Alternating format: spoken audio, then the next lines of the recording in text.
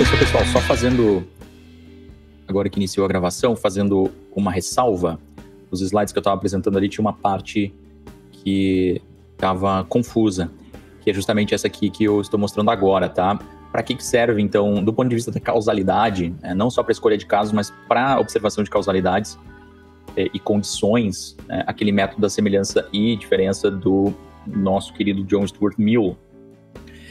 O método das concordâncias, das semelhanças, ele vai conseguir identificar aquelas condições que não podem ser necessárias.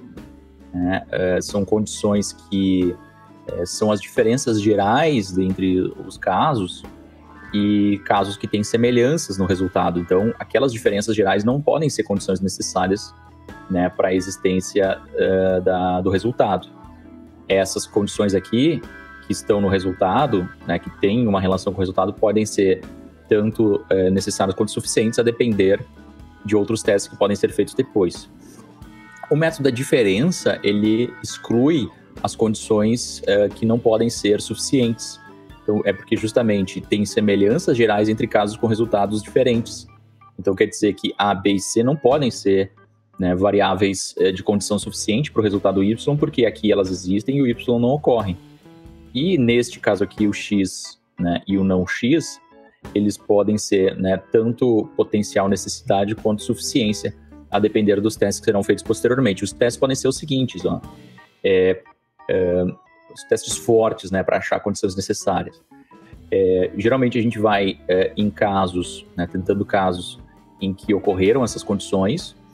Então, a gente vai atrás de casos em que há uma causa e um efeito e que ocorre recorrentemente aquela causa para determinado efeito.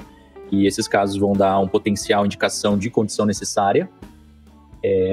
E a gente vai tentar ver casos em que ocorreram sem as causas. Casos em que os efeitos ocorreram sem as causas. Não pode haver casos em que houve resultado sem aquelas causas, senão não é condição necessária.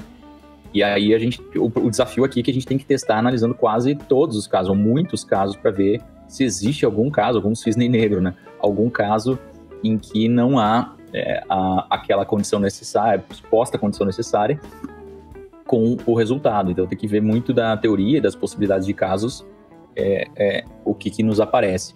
E o último passo é identificar outras variáveis em teorias rivais que podem estar sendo esquecidas, que podem ser controle justamente para saber se são essas que estão operando, talvez, junto com o sistema que a gente nem está observando, que podem ser as condições necessárias ou as suficientes. Então, as condições necessárias são mais problemáticas, sempre tem um espaço para possibilidade de existir outras condições que a gente não está vendo, e também para aquelas condições necessárias que a gente acha que são necessárias não serem.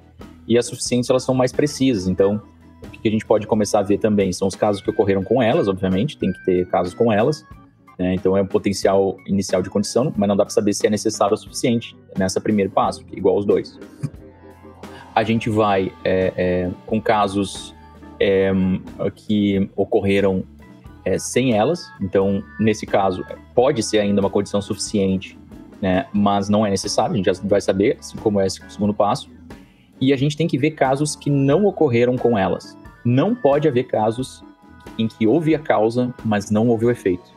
Então, isso é um caminho, digamos aqui, assim, sistemático, para a gente tentar entender condições necessárias e suficientes, além de descartar condições que não são necessárias e não suficientes, e não são suficientes de acordo com o gráfico anterior aí, tá? Feito o videozinho só para essas ressalvas ficarem registradas. Valeu, turma!